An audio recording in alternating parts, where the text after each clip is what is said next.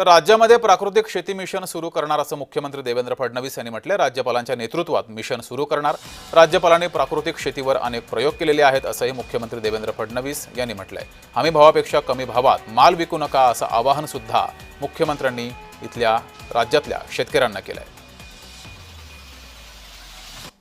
महाराष्ट्रातल्या विधानमंडळातल्या सगळ्या सदस्यांसमोर आणि काही सन्माननीय खासदारांसमोर देखील प्राकृतिक शेतीवर त्यांचं एक व्याख्यान आम्ही आयोजित केलं होतं। माननीय राज्यपालांच्या नेतृत्वामध्ये एक मोठं प्राकृतिक शेती मिशन हे महाराष्ट्रामध्ये आम्ही सुरू करतो, ज्यातनं शेतकऱ्यांचा उत्पादन खर्च कमी होईल, त्यांची उत्पादकता वाढेल, त्यांच्या जमिनीची क्षमता आणि कस वाढेल आणि त्यातनं शेती फायद्याची होईल अशा प्रकारचा प्रयत्न आहे।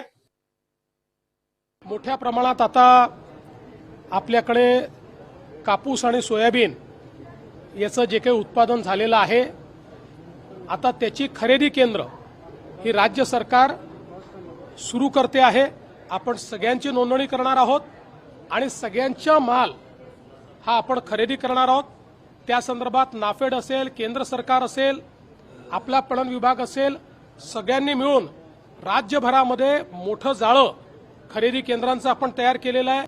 माझी सर्व शेतकऱ्यांना विनंती आहे की हमी भावापेक्षा कमी भावामध्ये कोणीही आपला माल विकू नये।